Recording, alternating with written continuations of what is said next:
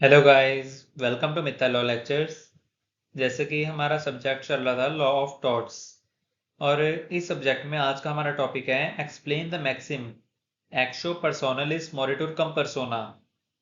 इस मैक्सिम के बारे में डिस्कस करेंगे और इस मैक्सिम की इंग्लिश लॉ में और इंडियन लॉ में एक्सेप्शन कौन कौन सी हैं, कि कहाँ कहाँ पे जो मैक्सिम है ये एप्लीकेबल नहीं होगी, इसके बारे में हम डिस्कस करेंगे। Introduction. It is well established rule of law that the right to file a suit is ends with the death of the person, or it can be said that actio personalis moritur cum persona।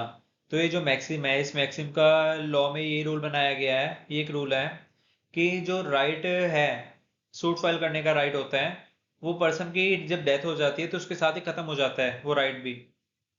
तो ये मतलब है इस maxim का। This rule is very ancient, ये काफी पुराना rule है। The right to file a suit is considered an individual right, तो इसको इंडिविजुअल राइट ऐसा कंसिडर किया गया है इस राइट को। So it is natural that when the person who files the suit or against whom suit is filed dies, then there is no importance of continuing it.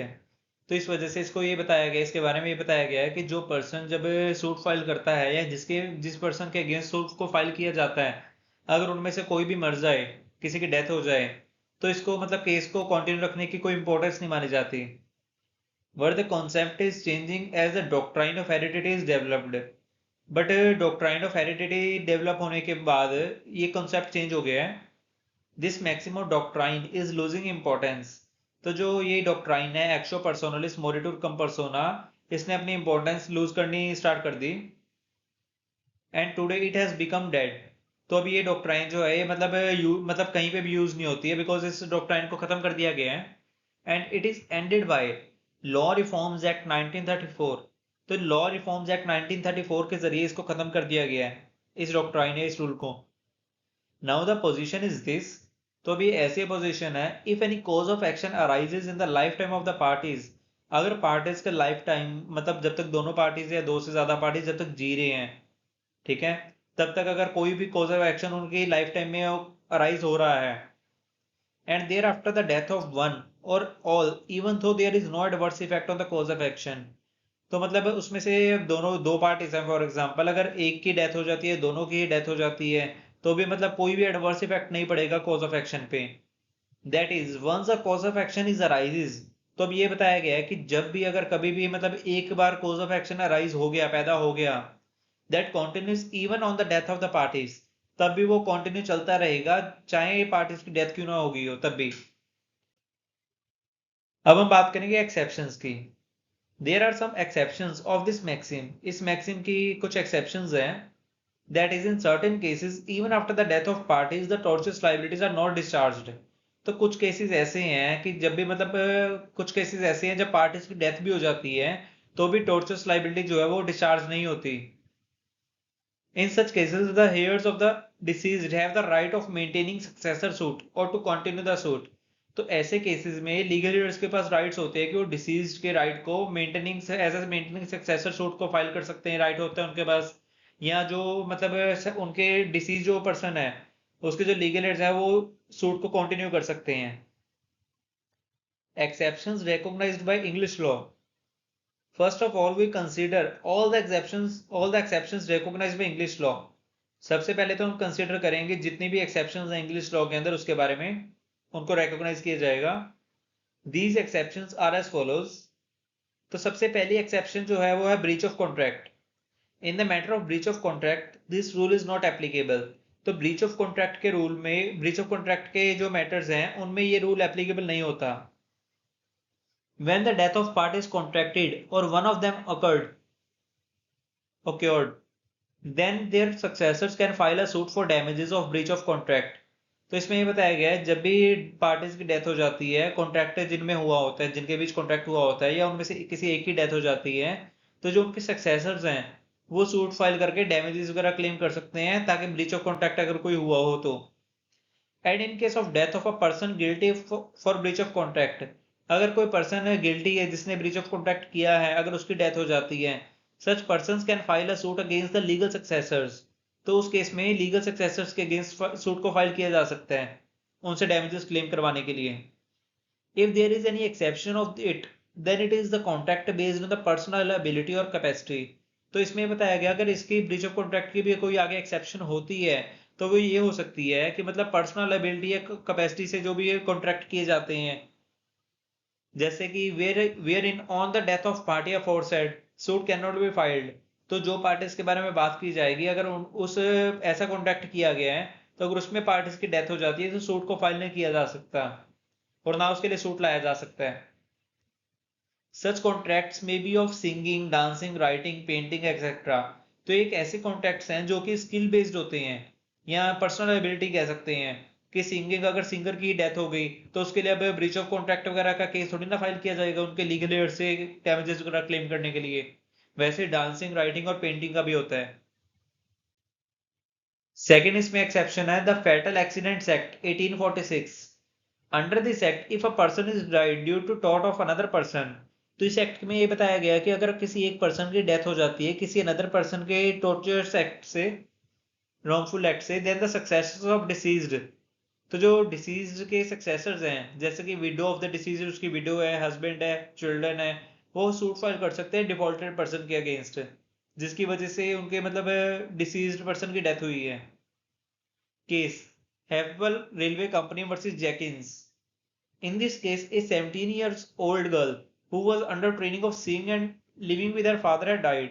तो इस case में क्या हुआ, एक 17 साल की लड़की थी जो कि मतलब सिलाई की ट्रेनिंग ले रही थी एंड जो अपने फादर के साथ रहती थी उसकी डेथ हो गई उस लड़की की। A suit for damages was filed by the father on the basis that there were all responsibilities of earning income by the deceased in near future। तो इसमें फादर की तरफ से सूट को फाइल किया गया डैमेजेस क्लेम करवाने के लिए, ये पॉसिबिलिटीज दिखाकर कि आने वाले फ्यूचर में वो मतलब इनकम अर्न करती है वो लड़की। Father was held entitled for the damages by the court. तो फादर को मतलब डैमेजेस वगैरह दिए गए, दिलवाए गए कोर्ट की तरफ से उस पार्टी से जिस पार्टी की वजह से उस लड़की की डेथ हुई थी। थर्ड इसमें है the employees liabilities act 1880। Under this act, a successor of the deceased labor has right to institute suit for damages against his employer। तो इस एक्ट में ये बताया गया है कि जो सक्सेसर है, ठीक है, जो सक्सेसर है डिसीज्ड लेबर के, वो राइट उनके पास रहता है सूट लाने का ताकि वो डैमेजेस क्लेम कर सके अगेंस्ट हिज एम्प्लॉयर। फोर्थ इसमें exception the workmen's compensation act 1925। Under this act, a dependent of deceased labor can maintain a suit for all such damages for which the deceased could file। तो इस act में ये बताया गया है कि एक जो डिपेंडेंट है डिसीज्ड लेबर का, वो सूट फाइल कर सकता है उन सारे डैमेजेस के लिए जिसके लिए डिसीज्ड के पास राइट था अगर वो जिंदा रहता। A provision has been made in section 3 of workman compensation act के सेक्शन 3 में ये बताया गया है कि employer is liable to pay compensation to workman, कि एक एम्प्लॉयर कंपनसेशन देने के लिए लायबल माना जाएगा वर्कमैन को who has been injured physically due to an accident occurred under his employment. तो अगर कोई भी वर्कमैन है किसी एम्प्लॉयर के एम्प्लॉयमेंट के दौरान एक्सीडेंट वगैरह या फिजिकली इंजर्ड होता है तो एम्प्लॉयर लायबल माना जाएगा उस वर्कमैन को कंपनसेशन देने के लिए। तो जो कंपेंसेशन होगी वो तो ये या तो वर्कमैन क्लेम कर सकते हैं, अगर वो वर्कमैन की डेथ हो चुकी है तो उसके सक्सेसर्स वर्कमैन के तौर पे मतलब वर्कमैन की बिहाफ पे वो कंपेंसेशन क्लेम कर सकते हैं। फिफ्थ इसमें एक्सेप्शन बताई गई है the law reforms act 1934। Actio personalis moritur cum persona और death destroys the right of action. Maxim has been abolished by the law reforms act 1934। तो इस मैक्सिम को अबॉलिश कर दिया गया है लॉ रिफॉर्म्स एक्ट 1934 के जरिए। In addition to this, similar provisions are made in the Coal Mining Act, the Carriage by Air Act, etc.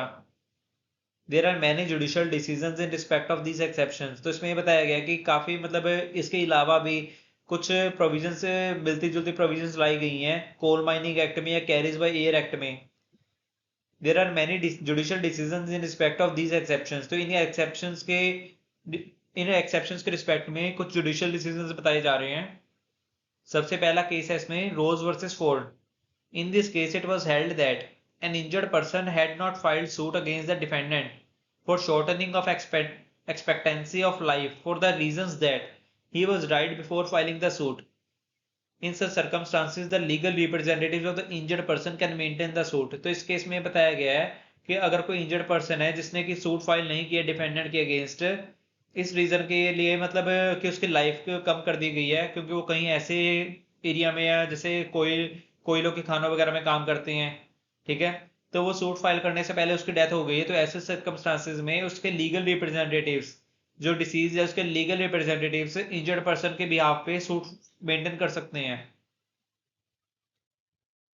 Applicability, but it is noticeable that this exception is not absolute. तो यहाँ पे ये बताया गया कि ये जो एक्सेप्शन है ये एब्सोल्यूट नहीं है।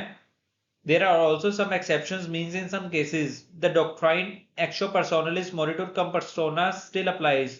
तो अभी भी ऐसे कुछ केसेस हैं कि जहां पे ये इस मैक्सिम को लागू किया जाता है, अप्लाई किया जाता है। In the following cases the right to file a suit ends with the death of a person. तो ये ऐसे केसेस कुछ बताए जा रहे हैं जिसके अंदर मतलब जो right to file suit file करने का राइट है वो पर्सन की डेथ होने के साथ ही वो भी राइट भी खत्म हो जाता है। जैसे कि डेफामेशन के केसेस होते हैं, सिडक्शन के केसेस होते हैं, अडल्ट्री के केसेस होते हैं, including one spouse to leave or remain apart from the other. तो ऐसे केसेस में अभी भी इस मैक्सिम को लागू किया जाता है, अप्लाई किया जाता है। Exceptions recognised by Indian law. अब हम बात करेंगे इंडियन लॉ में जो एक्सेप्शंस रिकॉग्नाइज की गई हैं इस मैक्सिम के लिए, उसके बारे में। Previously the maxim actio personalis, यहाँ पे एक्शन की जगह एक्शो आएगा, actio personalis moritur cum persona was applicable in India. पहले ही ये मैक्सिम अप्लाई होते थे इंडिया में, but later on with the promulgation of some laws it has remained as an exception or to say now this maxim is not applicable in India. तो धीरे धीरे जैसे लॉज वगैरह और भी आते गए, उनमें बदलाव होते गए, वैसे मतलब ये एक एक्सेप्शन बनकर रहेगी। हम ये भी कह सकते हैं कि ये मैक्सिमम एप्लीकेबल नहीं है इंडिया में। The acts of legislature which are exceptions to rule as are as under. तो कुछ ऐसे एक्ट्स हैं जो लेजिस्लेचर के हैं जो कि एक्सेप्शंस माने जाते हैं इस रूल के अंडर। सबसे पहले तो है ये legal representative suits act 1855। It is the first law made as an exception of this maxim. तो एक फर्स्ट लॉ माना गया है इस मैक्सिम के एक्सेप्शन के तौर पे। This act provides that if a person does any tort in his life which causes injury to the property of the person। तो इसमें बताया गया है इस एक्ट में कि अगर किसी पर्सन ने कोई भी टॉर्ट किया है अपने जब तक वो जी रहा था उस टाइम पे, which causes injury to the property of a person, जिसकी मतलब उसके टॉर्ट करने से किसी अनदर पर्सन की प्रॉपर्टी को इंजरी वगैरह हुई है, कोई भी उसका लॉस वगैरह हुआ है, then suit of damages can be filed against the manager or legal representatives of the property of the dead person। तो सूट को फाइल किया जा सकता है अगेंस्ट द मैनेजर या लीगल रिप्रेजेंटेटिव जिनके पास भी उस डिसीज्ड पर्सन की प्रॉपर्टी जानी है। It is necessary that such tort should be with in 1 year before his death. तो ये जरूरी है कि वो जो टॉर्ट है वो डेथ होने के विद इन 1 ईयर होने चाहिए, tortious acts. This is only for the torts related to property, not to the torts related to body. तो ये जो एक्ट है लीगल रिप्रेजेंटेटिव सूट्स एक्ट, इस एक्ट में भी बताया गया है कि जो बॉडी के रिलेटेड टॉर्ट्स हैं वो इस एक्ट के अंदर इंक्लूड नहीं किए जाएंगे उसकी प्रोविजंस। इसमें सिर्फ जो प्रॉपर्टी के रिलेटेड टॉर्ट्स हैं उनको इंक्लूड किया जाएगा। सेकंड इसमें एक्सेप्शन है फेटल accident act 1855। Section 1 of this act provides that if any person dies due to the negligence or tortious act, then the administrator and executor of the property of dead person, widow of dead person, husband, mother या father, children of the dead person can file a suit against the defendant. In certain circumstances, this right has been given to the dependents। तो इस फेटल accident act 1855 के section 1 में ये बात कही गई है कि अगर किसी भी पर्सन की डेथ होती है किसी अनदर पर्सन की नेग्लिजेंस की वजह से या टॉर्चर एक्ट से, तो उसके उस पर्सन जिसकी पर्सन की डेथ हुई है उसकी मतलब प्रॉपर्टी वगैरह जो भी एग्जीक्यूट होनी है डेड डेड पर्सन की, या विडो है उसकी, या उसके हस्बैंड है या मदर फादर है या चिल्ड्रन है, वो सूट फाइल कर सकते हैं against the defendant. In certain circumstances the right this right has been given to the dependents. तो ऐसी सिचुएशंस में तो ये राइट दिया जाता है डिपेंडेंट्स को। थर्ड है workmen's compensation act 1923। This act provides that if any worker dies during his employment, then the dependents of the dead person can file the suit of damages against the defendant। तो इस act में ये बताया गया कि अगर कोई भी वर्कर जो है एम्प्लॉयमेंट के दौरान उसकी डेथ हो जाती है तो उसके जो डिपेंडेंट्स है डेथ डिसीज्ड पर्सन के, वो सूट फाइल कर सकते हैं डिफेंडेंट के अगेंस्ट डैमेजेस क्लेम करवाने के लिए। फोर्थ इसमें एक्सेप्शन दी गई है इंडियन सक्सेशन एक्ट में 1925 का। According to this act, on the death of a person, all the rights of proceedings which the person which he was alive will be vested in the manager और administrator. तो इस act के आधार पे जब भी किसी पर्सन की डेथ हो जाती है तो जो राइट्स होते हैं प्रोसीडिंग्स वगैरह करने के, अगर वो पर्सन जिंदा होता तो जो उसको राइट्स वगैरह मिलने थे वही राइट्स उसको दिए जाएंगे जो कि उसके लीगल रिप्रेजेंटेटिव है, मैनेजर है, एडमिनिस्ट्रेटर है। फिफ्थ इसमें एक्ट है carriage by air act 1972। This act also provides right to file a suit against damages like as in act of England.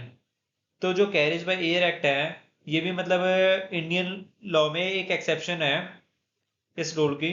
This act also provides right to file a suit. इस act के आधार पे भी suit file करने का right दिया जाता है, डैमेजेस क्लेम करवाए जाते हैं जैसे कि लॉ ऑफ इंग्लैंड में करवाए जाते हैं।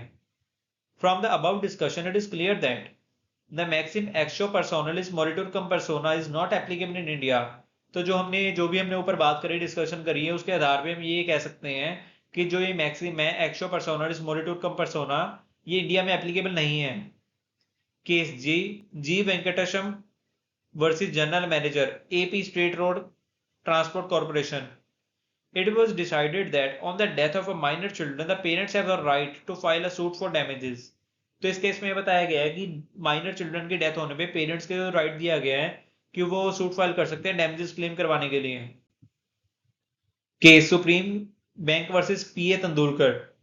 In this case, Supreme Court of India decided that where there is breach of statutory duties by the director of a bank and he later on dies after the inquiry into his conduct has been made, the cause of action will not come to an end। तो इस case में ये बताया गया, supreme court ने decision दिया है कि अगर कोई person breach of statutory duties करता है, बैंक के डायरेक्टर के द्वारा की जाती है, बाद में उस डायरेक्टर की डेथ हो जाती है, इंक्वायरी करने के बाद, इंक्वायरी कंडक्ट करने के बाद ये पता चलता है कि कॉज ऑफ एक्शन उसी का था, तो इस वजह से कॉज ऑफ एक्शन कभी भी खत्म नहीं होगा। In such cases the liability of the representatives would be confined to the assets or estate left by the decision in the hand of the successors. ऐसे केसेस में लीगल रिप्रेजेंटेटिव या legal aid जो होती हैं उनको मतलब जो भी एसेट्स वगैरह मिलती हैं डिसीज्ड पर्सन की, उसकी मतलब उनको लायबिलिटी पे करनी पड़ती है उनमें से इंजर्ड पर्सन की एग्रीव्ड पार्टी के लिए। केस एम वीरप्पन वर्सेस एवेलियर। In this case, it was decided that the maxim actio personalis moritur cum persona is not appearing in present time। तो इस केस में ये बताया गया है कि ये जो मैक्सिम है ये आज के टाइम पे प्रेजेंट टाइम में नहीं अपीयर होती, नहीं लागू कहीं पे भी नहीं अप्लाई होती। Modern laws do not agree with the court that with the death of a party the right of instituting suit ends. तो जो मॉडर्न लॉज हैं वो ये बात को एग्री नहीं करते कि जब पार्टीज की डेथ हो जाती है तो जो राइट होता है सूट्स को फाइल करने का, इंस्टीट्यूट करने का, वो भी खत्म कर दिया जाए। This maxim is always criticised in India. तो इस मैक्सिम को ऑलवेज क्रिटिसाइज किया गया है। This has been told as harsh and illegal. तो इस मैक्सिम को मतलब स्ट्रिक्टली कह सकते हैं इलीगल भी बोला गया है। It is said by the jurists that in absence of certain law the source of law of torts is the principles of justice, equity and soul. Hence this maxim cannot be made applicable strictly in India। तो इसमें ये भी बताया गया है कि जब भी कह सकते हैं कि जब भी कोई लॉ वगैरह नहीं मिलता किसी पॉइंट पे, तो लॉ ऑफ टॉर्ट्स में इन प्रिंसिपल्स पे, जस्टिस, इक्विटी एंड सोल के प्रिंसिपल पे इस मैक्सिम को मतलब स्ट्रिक्टली एप्लीकेबल नहीं किया जा सकता इंडिया में। Okay guys, thank you for watching.